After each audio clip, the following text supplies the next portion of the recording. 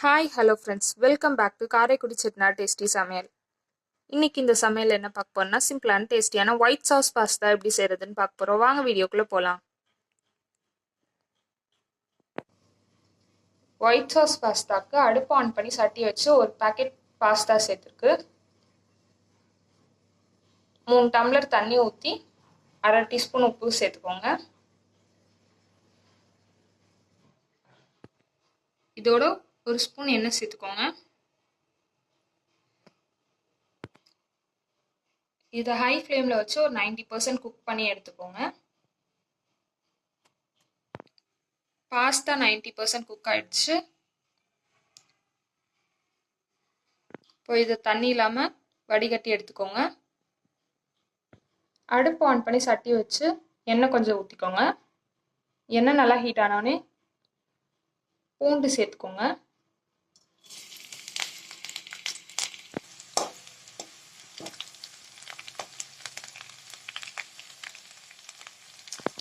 இதோட ஒரு பெரிய வெங்காயம் சேர்த்துக்கோங்க, சின்ன சின்னதாக கட் பண்ணி. இது ரெண்டத்தையும் நல்லா வதக்கிக்கோங்க.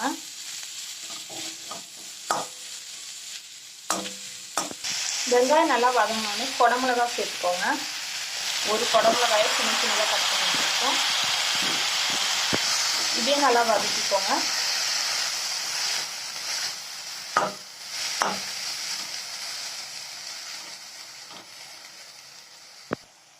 இது கூட 1/4 டீஸ்பூன் உப்பு சேர்த்துக்கோங்க. 1/2 ஸ்பூன் பெப்பர் சேர்த்துக்கோங்க. கொஞ்சமாக சில்லி ஃப்ளேக்ஸ் சேர்த்துக்கோங்க. இது எல்லாத்தையும் நல்லா வதக்கிக்கோங்க.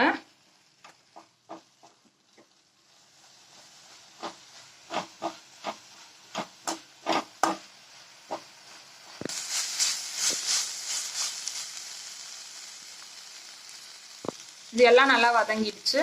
இப்போ அடுப்பு ஆஃப் பண்ணி இதை ஒரு பிளேட்டில் எடுத்து வச்சுக்கோங்க. இப்போ அதே சட்டியில் 2 ஸ்பூன் பட்டர் சேர்த்துக்கோங்க. இதோட 2 ஸ்பூன் மைதா சேர்த்துக்கோங்க.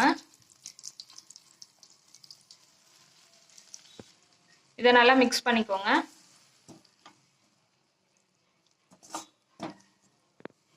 பட்டரையும் மைதாவையும் நல்லா மிக்ஸ் பண்ணியாச்சு.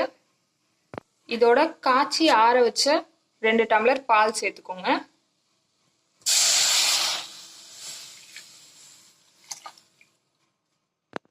இது கட்டி வராமல் நல்லா மிக்ஸ் பண்ணிக்கோங்க. இது நல்லா மிக்ஸ் பண்ணியாச்சு. இதோட ஒரு ஸ்லைஸ் சீஸ் சேர்த்துக்கோங்க. இதையும் சேர்த்து நல்லா மிக்ஸ் பண்ணிக்கோங்க. சீஸை போட்டு நல்லா மிக்ஸ் பண்ணோடனே இதில் பெப்பர் 1 ஸ்பூன் சேர்த்துக்கோங்க. சில்லி ஃப்ளேக்ஸ் 1/2 ஸ்பூன் சேர்த்துக்கோங்க. இதை நல்லா மிக்ஸ் பண்ணிக்கோங்க.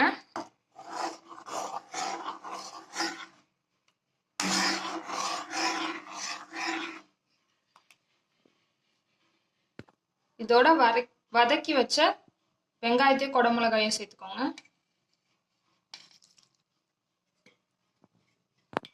இதையும் மிக்ஸ் பண்ணிக்கோங்க.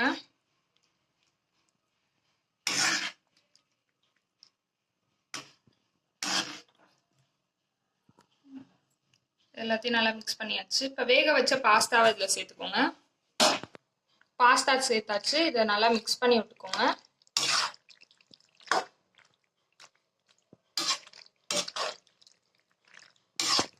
சிம்மில் வச்சு நல்லா மிக்ஸ் பண்ணிக்கோங்க.